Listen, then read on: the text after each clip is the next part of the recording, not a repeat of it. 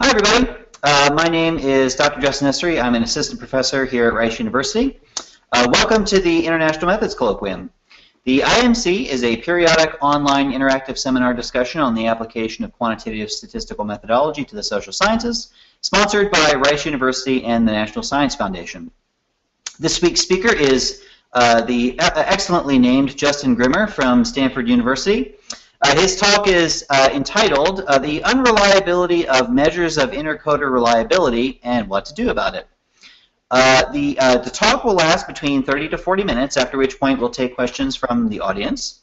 You can call in to ask a question on air at our toll-free call-in line. That number is 1-855-982-9766. Or you can email questions to methods.colloquium@gmail.com. Finally, you can ask a question on the GoToWebinar Ask Question box that appears on the control panel on the side of your screen. If you're outside the United States, we recommend that you use that Ask Question box to ensure that we receive your questions immediately. A copy of the slideshow that goes along with this presentation should be available in the Handouts box in your GoToWebinar window. And now I'd like to welcome Justin Grimmer to the IMC. Justin, welcome. Thank you. I'm really excited to talk to you all about this work and to get some feedback and to hear how we can improve it. Okay, so this is a joint project with Gary King and Chiara Saperti, and they're both at the Institute for Quantitative Social Science at Harvard University. And really what this project is about and what it's thinking about are supervised learning problems. And what do we mean by that? So one broad class of things that I think many people are engaged in is that they will get a class of documents, groups of documents, and they'll hand label those documents. And then what they're usually worried about are the proportion of those documents that fall in particular categories. But there's also a growing movement of people who use machine classification to extrapolate from those hand-coded data sets to learn about the proportion in categories in even larger data sets. And of course, there's some instances where we may believe we have some sort of perfect training set by design, by definition, or we have keywords or metadata that we use to label some subset of our documents, and then we have machine classification after that, where again, we're interested in the proportion of documents that fall in some pre-specified set of categories. So the question then is, what's the usual procedure for engaging in this work, and how do we know we're doing it well? How do we know that we're reliably labeling these documents? Well, the usual advice, and indeed the sort of advice that I would give in my classes before I embarked on this project, is that you get a team of coders, you work with them closely, and you pay attention to the percent of times those coders agree with each other, and use that to measure some notion of reliability of those coders. And indeed, there's a big, massive literature on reliability, and this is a really productive literature that's, I think, complementary to what I'm going to describe today. So we go about measuring reliability, and then the usual way that this literature proceeds is that you set some arbitrary reliability threshold. You say, once I get intercoder agreement up to some level, then I'm happy with it, and then I ignore remaining coder disagreement for the subsequent analysis. Pretend as if the coders were agreeing perfectly. Or there's a literature in both computer science and in natural language processing where perhaps we would take our coders and we'd fit some parametric annotation model, and we infer some parameters in order to get a sense of the kind of errors that our coders are making. But I'm going to try to convince you today of a problem with this approach and then a potential solution to this problem. And the problem with this approach that I think is like really interesting and subtle is that if there is any coder error in these sorts of problems, unless that coder error happens in a very specific way, the result will be that the proportions that come out of our estimate are going to be biased, systematically biased away from the truth. And so what we're going to try to think about are ways to deal with this, way to reconcile how we can solve this problem of coder error. And what we are going to do today is we're going to try to move from thinking about measuring reliability as just a descriptive task, as just some way in which we can figure out how our coders are performing. And really what we want to think about is how to move from that reliability to validity. That is, how accurately are our coders performing at their task? That is, how well are they recovering the truth? And inferring this relationship is actually an inferential task. It requires us to make some assumptions and to have some tools for doing that. And so what this talk is going to be all about are a set of inferential tools that we've developed for relating reliability and validity.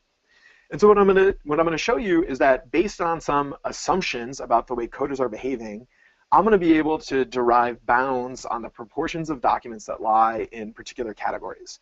And the assumptions we're going to make are going to be based on things that we can observe, like the proportion of time our coders agree or disagree, and then assumptions about how our coders are performing, sort of their behavioral, sort of behavioral assumptions.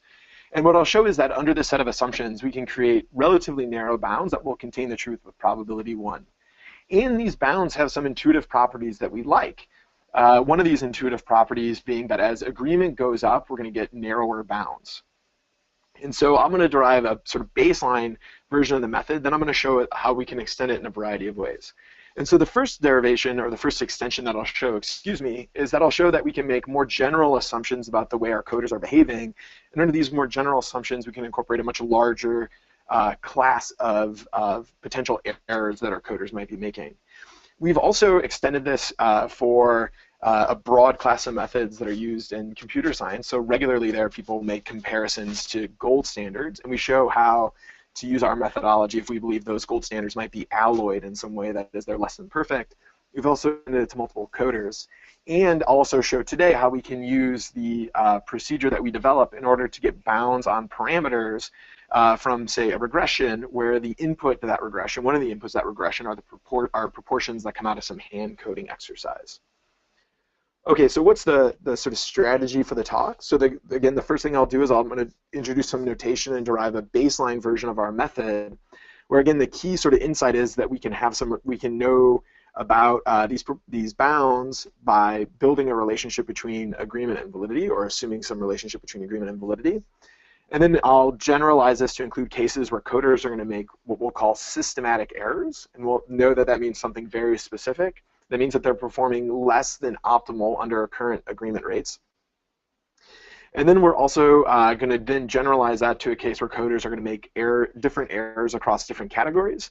And then finally, I'm going to show you how we've used these data on a big project that actually motivated this project at the outset, and that's in measuring the rate of partisan taunting across US senators. Okay, so let's hop right in and develop a sort of baseline version of the model. So let's suppose that we have two coders, and these coders are going to be tasked with hand classifying D documents into a pre-specified set of 3 categories. And what we're going to suppose going on in the background is that there's going to be some truth. In a very sort of postmodern turn in the paper, we derive versions of this where there is no truth, and we say that it's potentially useful in a case where there's no truth. But in most instances, we believe that each document can have some label, and so we'll suppose for the moment that there's some truth going on in the background with the intentional capital T. And what we're going to suppose is that for each document D, that there is some true label that we can provide to it, and that's what this first pi D provides. That's the true label for each one of the documents. And then, based on these true labels, we can calculate the proportion in each category K, and that's just going to be, again, the average across the documents of where this indicator function is evaluated to 1, again, just the proportion in the category. And then what we'll create is the true vector of proportions, and that's just going to be this capital K vector of proportions. In this case, K will be equal to 3. And so just for a motivating example that I'm going to use throughout this, just to make sure that we don't get lost in the notation, let's just suppose that we're coding a set of documents, and the true proportion in each of the categories is 70%, 25%, and 5%. And so what our coders are tasked with is coming up with some map from this truth to some labels that we can actually use. They're going to read the documents and give us labels. And so coder 1, for each document, little d, is going to give it a label. He or she's going to call it category 1, category 2, or category 3. And likewise, coder 2 for each document is going to label it as category 1, category 2, or category 3. Then we can come up with the proportion of documents that each coder places in category K simply by calculating this very simple proportion, the proportion of time that they place these documents in these categories. We can then come up with what we might call our naive estimate of the proportion of documents that belong to category K by taking the average across our coders. So that's all this piece of notation means here. And as a result, what we have in the end is our overall naive estimate of that pi bar vector. And this is just going to be the average across our coders' decisions. And this is quite commonly what's used to estimate the proportion of documents that fall in particular categories. Of course, part of the point of having two coders is that we don't get this naive estimate of the proportion of documents in each category. What we get also is some rates of agreement. So to do this, we're just going to sort of build up some notation for a confusion matrix. So we're going to call MJK, and we'll put 1, 2 in the top to be the sort of proportion of time in coder 1 and coder 2. Coder 1 places the document in category J, and coder 2 places the document in category K. All right, so taking the average across all the documents, what's the proportion of the time coder 1 places a document in category J, and coder 2 places it in category K? Again, if you're familiar with confusion matrices or disagreement matrices, all we're doing here is we're just saying this is the proportion of all the coded documents that are in row J and column K of that matrix. We then can come up with the most vanilla measure of agreement by taking the sum across the diagonal of that matrix. Or we can say, we can calculate agreement as the proportion of time coder 1 places the document in coder 1, and coder 2 places the document in category 1, and coder 1 places the document in category 2, coder 2 places the document in category 2, etc., all the way for all the categories. And this will give us our measure of reliability. So let's just suppose, again, for our example, that we're dealing with a situation that's, I think, quite common with agreement rates across coders, and that is that we have about a 70% agreement rate. Our coders are agreeing 7 out of 10 times, and then disagreeing the remainder of the times. So then our coders, the way they get these sort of naive estimates is that we think that they come up with some map from the truth to codes. And what I'm going to show you is going to be true regardless of the sort of behavior of how they're performing. It's going to be true just by a probabilistic identity. So to come up with this map, we're going to write down a parameter that we'll call epsilon jk1. And what we're going to say this is the proportion of time that coder 1 classifies a document in category J when the truth is in category K. So this says, given that a document should be in K, what's the proportion of time the coder places this document in category J? So for example, if this is equal to 0.1, then we would say that 10% of the time, documents that truly belong to category 2 are placed in category 1 by coder 1. And then, of course, this gives us some special meaning to any time J and K are equal to each other, because this will tell us the proportion of the time that coder 1 is classifying a document in category K when the truth is in that category as well. This is what we'll take as the validity or validity for that category. And so we can think about this as how correct our coder is. So again, just to make sure we're all on board with the notation, if we have this parameter here, epsilon 1, 1, 2, is equal to 0.8, this tells us that coder 2 classifies 80% of the documents that truly belong in category 1 in category 1. All right, so what's the mapping then? How do we come up with use this to get from the truth to our coder's decisions? Well, what we know just by the way we set this up is that every coder's decision is just going to be a combination of the truth and then these probabilities. And so, for example, we want to know the proportion of the documents that coder 2 places in category 1. We know that this will be a mixture of the proportion of the time coder 2 gets it right, that coder 2 correctly places a document that truly belongs in category 1 in category 1, and then errors. So the proportion of time a coder takes a document that truly belongs in category 2 and places it in category 1, and the proportion of the time a coder takes a document that truly belongs in category 3 and places it in category 1. Of course, those will all be weighted by the proportion of true documents that belong to those categories. This, looking at this form immediately, and if you have some pencil and paper in front of you, lets you see immediately why any time that there's coder error, you're going to have bias, except in very special cases, because you're taking this linear combination across these truths, and so it'll be very rare that you'd get things to cancel out in the way that measurement error might in a more continuous setting. So just to be clear on what this might look like, so let's suppose we have the following values for our errors. So we have a coder 2 is right 80% of the time, and 14% of the time she places documents that should be in category 2 and category 1, and 17% of the time she takes documents that should be in category 3 and category 1, and we have that truth vector that we described before. Then just doing the math, we'll see that the result would be 60% of coder 2's documents are going to be assigned to category 1. Okay, and so that's clearly an underestimate of the proportion that belong to this category.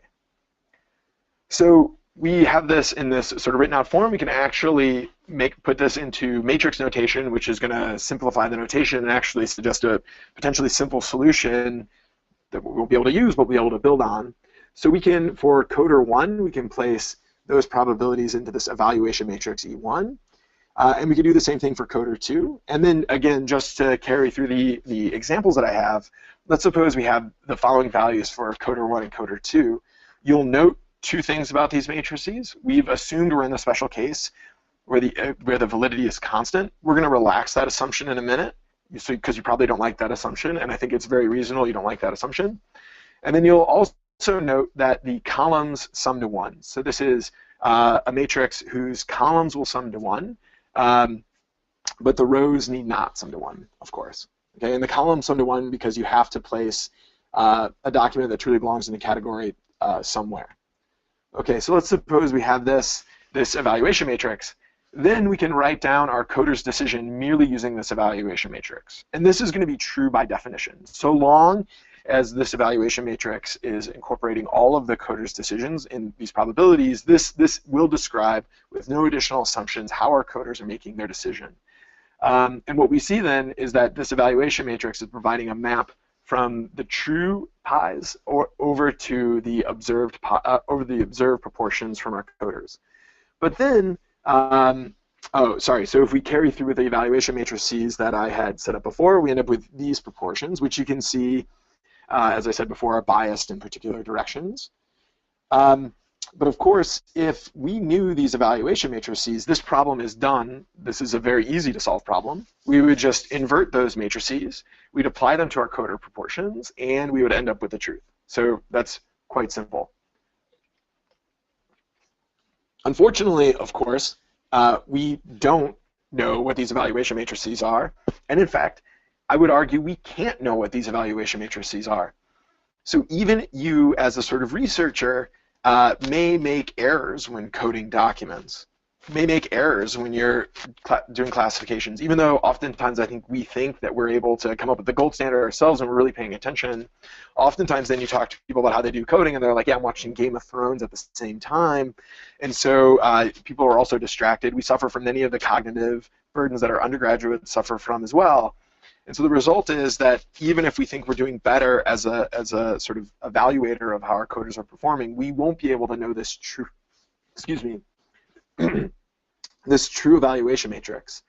And so the question is, what do we do given that we don't know that true evaluation matrix? Well, it isn't as if we know nothing about that evaluation matrix. We can actually use our coders' reliability to make some inferences about their validity and then work back from there. So to see why this would be the case, let's define the following parameter. Let's call it epsilon1, and we're just going to call epsilon1 coder 1's average validity rate. So essentially we're just saying this is coder 1's validity rate across the categories, and we're going to weight those by category. And here, of course, we write it down like this because we're going to deal later with the general case where coders may have different validity across different categories. And so what we show in this first proposition is that given an agreement rate between our coders, we can actually make an inference about the best our coders can be doing. So suppose we have agreement rate A12, then the best average validity rate for our coders, or maximum average validity rate for our coders, is going to be 1 plus the agreement rate divided by 2. So just to get some quick intuition about why that would be the case, suppose one coder is perfect. One coder is getting it all right. If that's the case, then the other coder can only be right when she agrees with the original coder. And so therefore, the average of their agreement rates would be, average of their validity would therefore be 1 plus the agreement rate divided by 2. All right, so we can use this then to get bounds on the potential validity rates for our coders if the coders are performing the best that they can.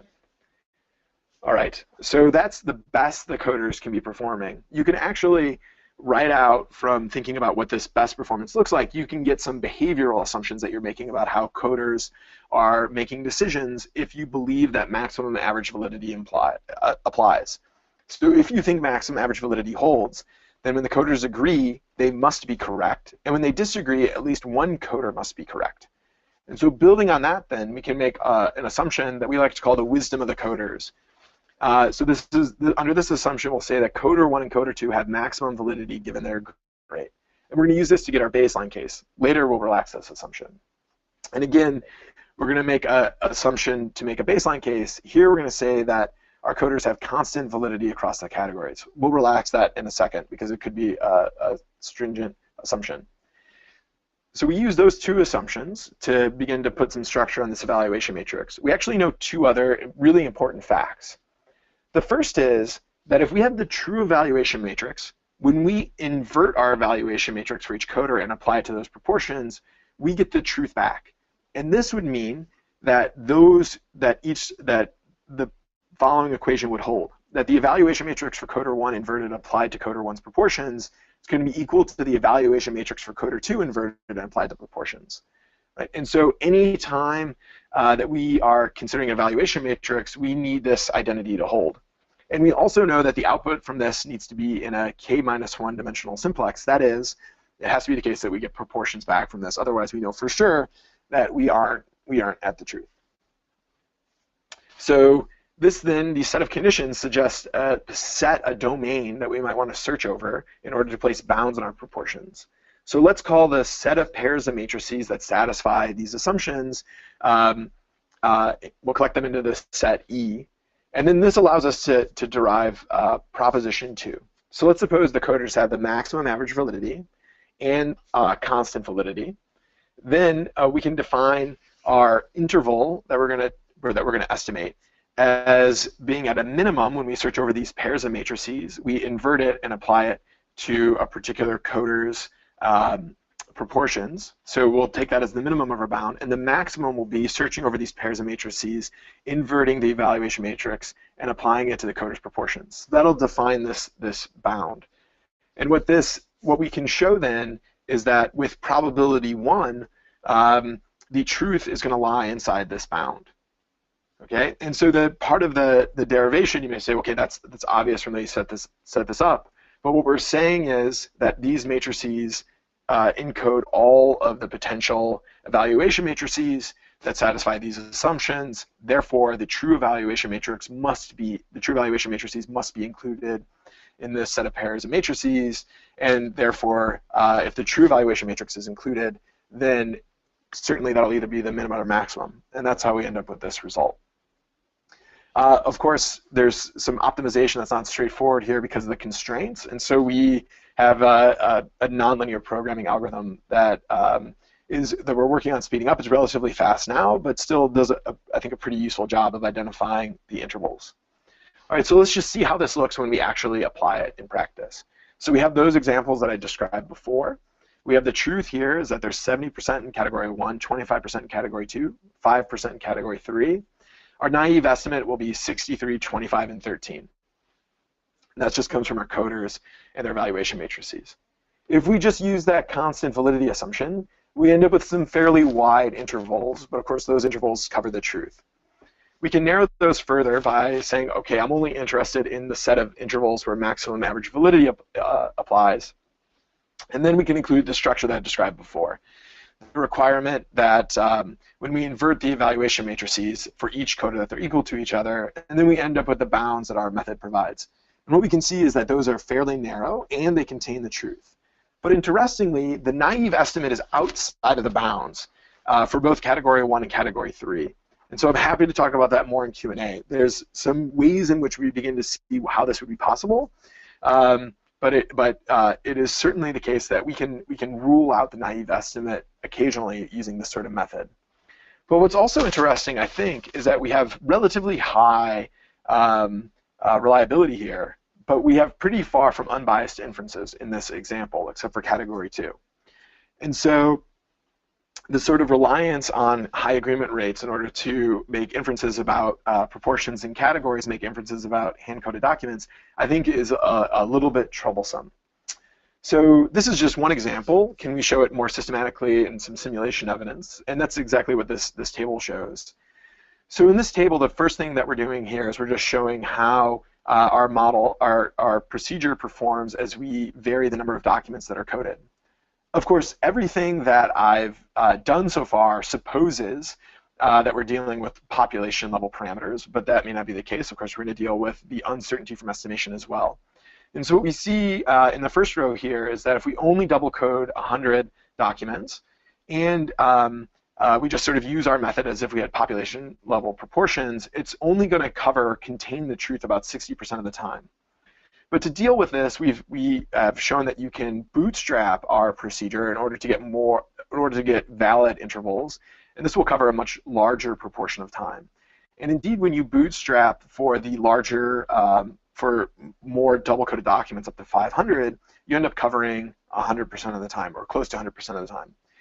The reasons that these don't go to 100 on the sort of bigger numbers here is because this our procedure has some tuning parameters that we didn't want to tune completely. So we could fix those tuning parameters so it would always cover the truth, but it would take much longer to run.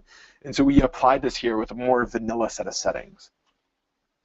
And what we can see is that even if we relax the assumptions of our model, that our sort of naive or baseline proportions still do pretty well. Baseline intervals still do pretty well. So for example, if we relax the constant validity assumption, our interval still covers the truth about 86% of the time, and that's before we take that into account with our model. And if we suppose that coders are independent rather than performing with maximum average validity, we still cover the truth 100% of the time. And so you may think like, well, of course you can do that if you come up with really wide intervals, but we can see that's not the case from this figure here. So this just shows the interval width from this procedure. On the horizontal axis, we vary the agreement rate used in our simulation, and on the vertical axis, we're just showing the interval width for our from our procedure. And what we can see is that the interval width goes down as agreement goes up, and that across this interval, we're going to maintain really high levels of coverage. All right, so just a very quick example. So we are applying, one application of this is to data from a book about income inequality. And it's, I think, a super interesting book about Americans' perception of income inequality. And there's really high agreement rate among the coders. And what's more is that the author of this book is one of the few people able to provide us with replication data. So if you know someone with replication data with double coded, we'd love to have it. And so what we can see is that there's relatively high levels of agreement, and the coders are providing similar proportions. And if you use our estimate with no bootstrap, a procedure with no bootstrap, then you end up with bounds. And these bounds look fairly narrow and seem to reflect the conclusions of the author. But if we include the bootstrap, because remember, I just showed you in the simulation that if we have only 100 documents, then we might have we might understate the size of these bounds because we have estimation uncertainty.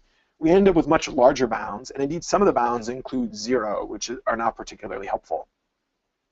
And we think that this more accurately reflects the sort of total uncertainty in addition to what we might know about the bounds from our procedure. And what I think a sort of interesting point that comes out of this is that we need to do some sort of power analysis when designing our double coding schemes. That is, we can't only double code a small subset of documents and calculate agreement there, because we actually need to make an inference about that agreement rate and make an inference about how that agreement rate might propagate in other parts of our analysis. All right, so a couple of extensions, and then I'll get to the sort of application. So coders, we've supposed so far, are performing as well as possible under an agreement rate. That's optimistic, and if you've worked with coders, you might think that that's extremely optimistic. And that's because coders may make systematic errors. For example, coders may agree and be incorrect, or both coders could be wrong and disagree, right? And so what we can show, though, is that even in situations where there's systematic errors, agreement is often still informative. And that's what this proposition shows here. What this proposition shows is that for a wide range of potential average validities, agreement rate is going to give us information about the average validity of our coders. You can see that, I think, a little bit more clearly graphically. And so what this figure shows is that as agreement rate goes up, for example, in the lower right-hand corner, if you have an agreement rate of 1, you obviously also know that each coder's accuracy has to be the same. So if you believe that the average level of validity for the coders is above some level, you can easily search over those values in the evaluation matrix. As agreement rates go down, the potential set of joint values the coders have also widens. But it can still provide information about it can still rule out potential joint values of validity. And using this, then we can incorporate more systematic errors into our bounds. And we can say, we suppose that coders have some average level of accuracy. We can search over evaluation matrices that have average levels of accuracy, at least that low or higher. And we get wider bounds that allow the possibility that our coders are making different kinds of errors. I think probably the more controversial assumption that we made so far is that our coders are making constant validity. But we can relax that assumption as well. And the reason this is, I think, a controversial assumption is that we believe often that coders make mistakes at different rates across different categories. Of course, it's difficult to know that that's true just by looking at confusion matrices. You really have to dig in to know that coders are making these different errors. But I grant you that some categories are easy, other categories are hard, and so we want to think about how to incorporate that. So if we want to incorporate that information, we still have to give the model some kind of information, some knowledge about the relative validities. But I think we often have that. So the way we're going to do this is we're going to parameterize all the validities as a function of just category 1's validity. And this is without loss of generality. This is just a parameterization that we're going to use. And what we're going to suppose is that there's going to be some coefficient, bk, that we can multiply the validity for category 1 by, and that'll give us the validity for category k. If, of course, bk is less than 1, then we suppose that category k is less accurate. If it's greater than 1, then more accurate. And so if you know each of these bk's, then we can use that each of those bk's in order to evaluate the set of evaluation matrices for which this might be true and which the average validity holds, and we can get the correct interval. If you don't know the bk's, or you don't want to say that you know the bk's, that you don't know that much about them, we can assume that we know some ordering of the bk's. That is, we just know which one's the smallest, the largest, and in between.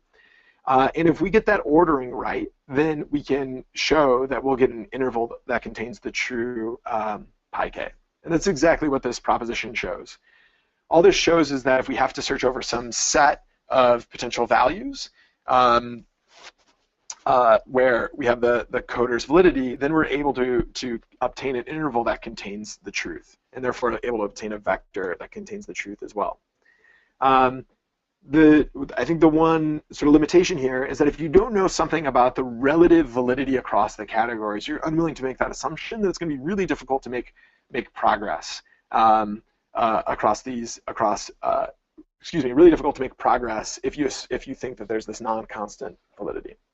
Okay, so this are the set of assumptions we made. Surely other people have thought of this before, and indeed there is a big literature in computer science and in natural language processing that uses this David-Skane annotator model. And so the idea with the annotator model is that we're just going to model annotator bias with a mixture model. It's quite nice mixture model, pretty straightforward. The idea is that we're going to draw the labels for each of the document, maintaining the same notation that we had before, from a multinomial distribution where the probability of any document occurring is going to be given by the truth.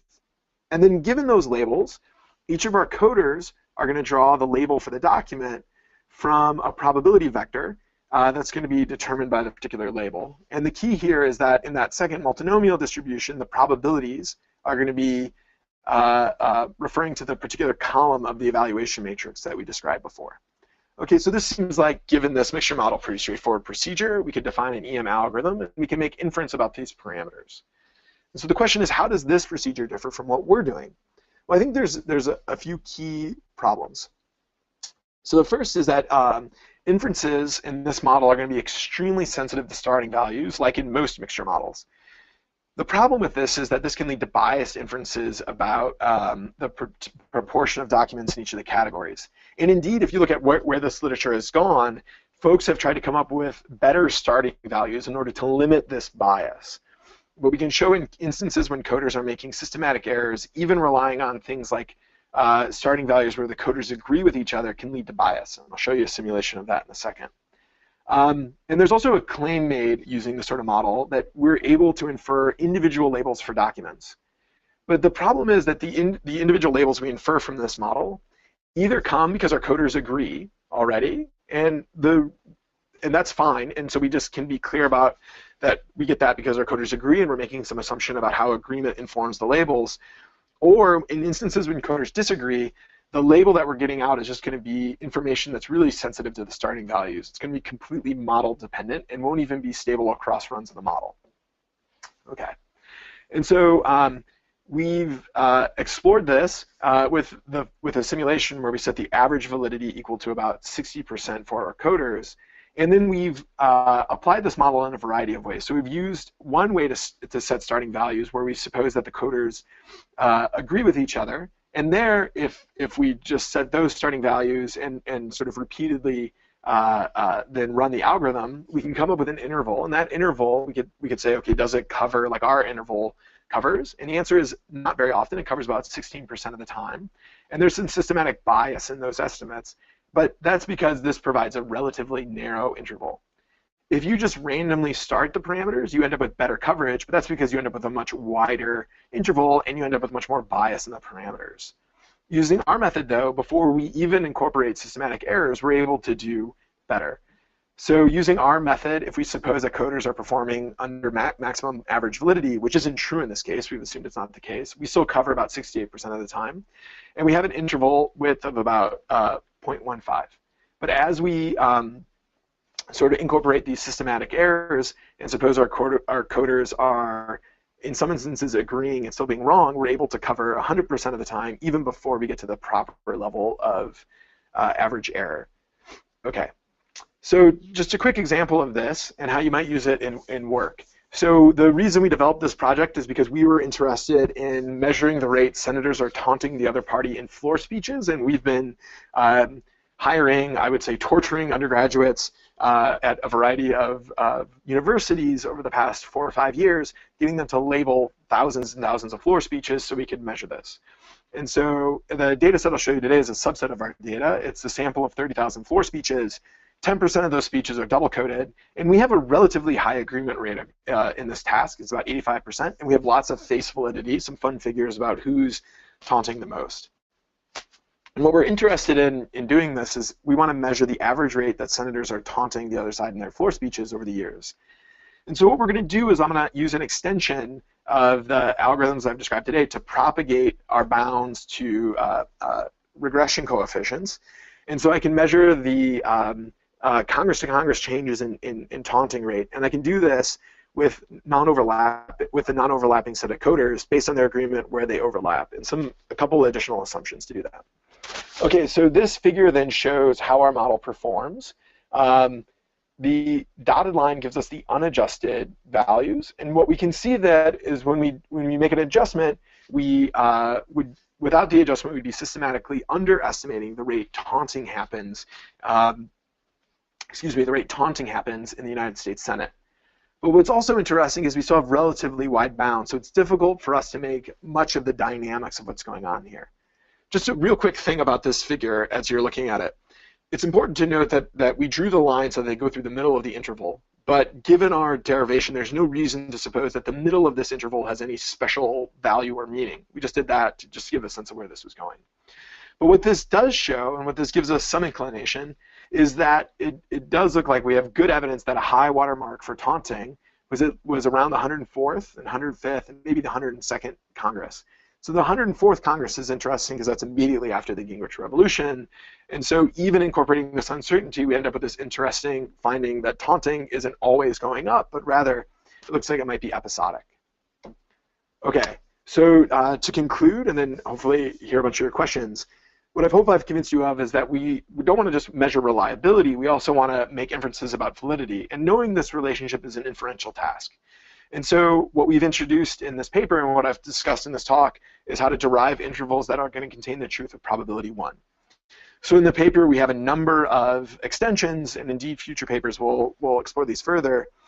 We derive bounds on agreement with alloyed gold standards, and we show that state-of-the-art machine learning methods that get the best performance when you take into account potential errors in the gold standard may actually not be the best methods. We've also extended this result to have multiple coders, so we can get some wisdom of the crowds type results on our on our bounds, and we've, as I just showed how to use proportions as input to other models. And then the final thing I think to take away is that in any instance where you have coder unreliability or coder inaccuracy, you're going to have systematic errors in your inferences, and so you need to think about how to deal with those systematic errors. And so with that, I'm happy to take your questions. Okay. Thanks, Justin, for giving that talk. At this point, Justin's available. Both Justins are available to take your questions from the audience. Although my answers probably won't be that interesting. You may call in to ask a question on the air at our toll-free call-in line. The number is 1-855-982-9766. You can email questions to method.colloquium@gmail.com. Finally, you can ask a question using the GoToWebinar Ask Question box that appears on the GoToWebinar control panel. For our viewers outside the United States, we recommend you use the Ask Question box to ensure that we receive your questions immediately. And while we're waiting for some questions from the audience to come in, I'll ask some questions. This is really interesting. I'm going to ask a couple of questions about, first, you mentioned an issue of, you have to assume constant validity among for each coder, and that's sort of in each category, and that's a questionable assumption. I'm also wondering about whether it's the case that agreement or disagreement can be contextual. And let me give you an example of that. So suppose I'm coding Supreme Court cases as according to whether they've been correctly decided or not. Now, what does correctly decided mean? Who knows? That's the point, right? That's the way we're doing it. Probably when there are some cases where all my coders are pretty much agree. And there are probably some cases where they're all pretty much disagree. And then there are going to be cases where whether they agree or disagree has to do with the nature of the case and the nature of the person who's doing the evaluation. Mm-hmm. And so you're learning something about the case and the person when you do that. And I don't really see that incorporated into your model at all. So I have two questions. One is, does this matter? Does it matter at all? And secondly, if it does matter, how could you possibly integrate that information into your analysis? Yeah, so one of the things we're not doing here is like trying to get a model of like a specific coder's bias, which I think is what you're getting at. So if you can almost get like a scaling or rating of coders based on their ideology with your. Yeah, I was thinking of IRT, right? You've got cases, you've got people. Yeah, exactly. Mm-hmm. Yeah. Okay. So this is sort of jokingly referred to this thinking about this where there's no truth, but I would say in the Supreme Court correctly deciding a case is a case where we would be reluctant to say that there's a ground truth. Right. We would say that there's nothing in the background that every reasonable person could agree. We could write down a set of rules and we'd make a decision because, for a variety of reasons, we're motivated not to believe that that's the case, and people have fundamentally different views about the rules that should be used to decide the case. So what we derive in the paper is a way to think about our method under a situation where there is no truth. And so the idea there in the paper is that rather than thinking about agreement in that situation as agreement relating to some truthing in the background, what you think about in that case is agreement as giving us a case where the coders share some like model of the world. And then we can think about moving across that interval as thinking about how we sort of make a mixture of our coders' model of the world. So for example, when we're at one end of that interval and we say coder 1 is always right and coder 2 can only be right the agreement proportion of time, we're saying that 100% of the time we're in coder 1's model of the world of making the decision. Mm-hmm. And when you get to the other end of the interval, where coder 2 is always right and coder 1 can only be right the agreement proportion of time, we're saying coder 2's model of the world is correct. And then as you would move across that interval and set different values of validity for the model, we're saying that we're sort of adjudicating across those two models of the world, making some combination of those models of the world, while also supposing there's this other sort of structure going on. And so that's like one way to incorporate it. Yeah, I think it's also, if we knew more about where the agreements were happening, had like covariant metadata on the documents. That's interesting. We hadn't thought about that. That's a good question about incorporating that. Another thing I'm thinking about, because I'm recently just thinking about this for other reasons, is peer review. So, if you ask me, we're doing reliability. We're doing ratings, right? We ask 3 people to do a rating, And if you if you ask me to evaluate a bunch of political theory pieces, I can give you a rating. I don't know how good it'll be. And then if you ask a political theorist to do political theory pieces, he or she is going to give you a much better rating. And I'm kind of wondering if that's where a case where there might actually be a ground truth, right? It's at least closer to the idea that there really is a true quality. Yeah. And I'm wondering if there's something about that. Of course, you have the trick of you don't necessarily know your coder's disposition. You don't know anything about them. But I'm wondering, like in the IRT case, if there's a way of sort of sucking that information out of their so-called roll call votes.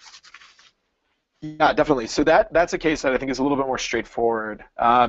So in that case, we basically say we know that one of our coders has a higher validity than the other coder. Right. And that essentially means that we can narrow the interval further. So we could say, for example, I think it's the case the theorist is always better than the methodologist. That might be true in general, but like also in evaluating political theory papers, right? So we'd say, okay, right.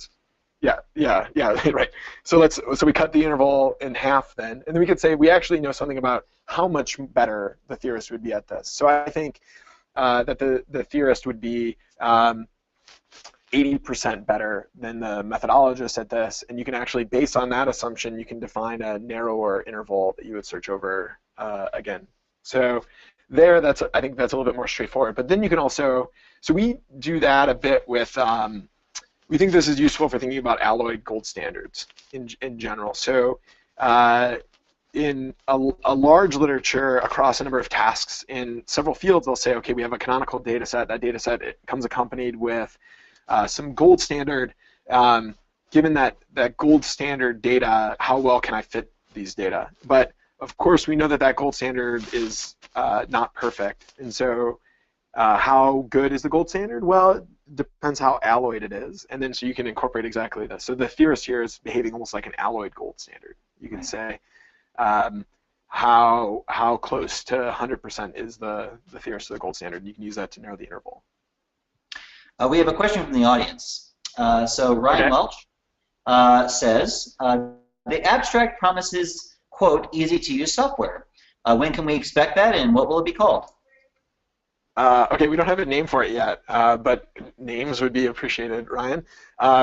Soon. So we're pushing a new version of the paper in the coming weeks, and then we have code up on GitHub, but it's a private GitHub right now, and then we'll point everybody to that when we have that paper up. So a month or two soon. There is an interest, I think, there's an interesting inferential or sort of programming issue here because things are pretty intensive here, and because optimization is non-standard, it's hard to get it to go for a big set of categories. So we have it up to 5 categories now, but going beyond that requires a lot of computational power because you're searching over these big evaluation matrices. And so hopefully we can get people interested in that as well, or we can think about ways to simplify the problem. We have a few thoughts on that, but it's a little tricky. I want to ask you about your application to Senate taunting. Totally. So this is a very interesting middle ground case where there are obviously going to be some cases where everyone is going to agree it's taunting, right? So someone says, oh, Barack Obama is blah blah blah, that's a it calls him a name, right? That's obvious taunting. But then there are these sort of middle cases where, for example, I forget his name, but was it Jim DeMint who yelled out during a State of the Union, "You lie," at the president? Now, is that a taunt? Well, whether I judge that a taunt probably has something to do with me, right? Something to do with the context. And I could actually see there actually being, this is what you were talking about earlier, right? You're sort of having to average over multiple people's view or model of the world to decide whether that's a taunt. How important is it? Is it reasonable to try to do this without basically having a survey for coders? In other words, get coder information as a part of this process. Yeah. So one of the key, that's part of the reason we have the systematic errors, right? So we can have coders who are systematically biased in a particular way, and we could still create intervals that will contain the truth, even when they have that bias. But then the question is, could we do even better if we knew something about the direction of the bias?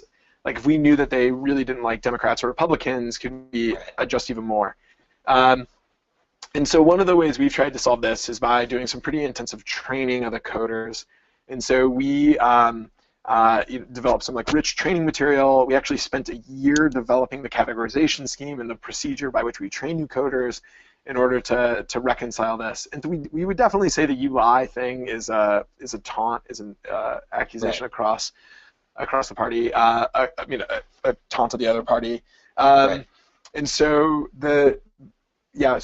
we try to get people to see the sort of clear differences and provide lots of description about what those differences might be. We can also, provide the speeches and our labels, and people can disagree with us. I think on the margin, any one or two you might disagree with, but I think it'd be hard to disagree with all of them. And we don't see lots of systematic evidence of coders being biased in particular ways, mostly because the average college student who's working for us doesn't have a deep knowledge of senators from Tennessee in 1994. And this actually becomes a problem where they don't have like the complete context of what's going on. So I'm a bit curious, just sort of, as a person who follows National Public Radio, right? I wouldn't, if you had asked me to draw this graph based on that sort of uber qualitative, sort of very dilettante knowledge, I would have probably drawn a straight line going up or maybe curving up. I would not have drawn. I would not have drawn up and then down, right? Yeah. Why do you think that's signal or noise, or what is that saying? So we're almost certain it's signal. So first off, we don't have this going up into the Tea Party, right? So we're finishing those data now. We should have those soon, hopefully. Okay, so what's going on here? So if you break this apart by Democrat and Republican, you see that there's a high watermark for taunting among the Republicans in 1995. That actually isn't all that shocking, right? It's immediately after the Gingrich Revolution. So you have a bunch of senators coming into the Senate who had previously served in the House, and so there's lots of reasons to believe that these people are a bit more rancorous. I mean, Sean Theriault has a fantastic book called The Gingrich Senators, right? It's exactly about this time period. But what we also know about the time period subsequently where the taunting rate goes down is that the Senate is sort of the adults in the room during the impeachment process and sort of conducts themselves in a relatively with much more decorum than the House did at the time. And so you see taunting rates subside. And indeed, then, if I say taunting wasn't really high in 01 at the beginning of 02, you would say, of course, right, because of events of 9/11. And then what you see during the ramp-up of the push for the Iraq War and then during the conduct of the war, Democrats are leading the way on taunting. Again, we can tell that intuitive story where Democrats are engaging the Bush administration. So it's the case, I think, that people like saying, it's this sort of generation biases. People like saying things like, things were great when I got here. Things aren't great now. We have to save the republic. I think that's like every retirement speech that's ever been given in the U.S. Senate has exactly those sorts of parameters. And so it's just a hard inference for people to make. The media is biased towards covering taunts, and taunts may be something that we remember, sort of sticks in our head, but it's easy to forget. There's lots of instances where people just say really mundane things, like hypothetically speculating about what they would do if a Supreme Court justice happened to retire, in a year of a presidential election. Like, that's a much more common speech, I think. Yeah. Okay, well, we're just about out of time, so I'm gonna thank Justin for his presentation. Our next 2 weeks for the IMC are spring break, so we'll be off. But on March 18th, we will return with a roundtable discussion on peer review. This discussion will include participants from the Political Methodologist recent special issue on peer review in political science. The special issue is available on the Political Methodologist website for free. It's ungated, as they say. You could also go to our website, www.methods-colloquium.com, to register for the roundtable and find out more details. I hope you'll be a part of that 2 weeks from now on the 18th. Justin, thank you very much for a very interesting talk. I really enjoyed this. Thank you, Justin. Yeah. All right. I'll see everybody, I guess it'd be 3 weeks from now on the 18th. See you later.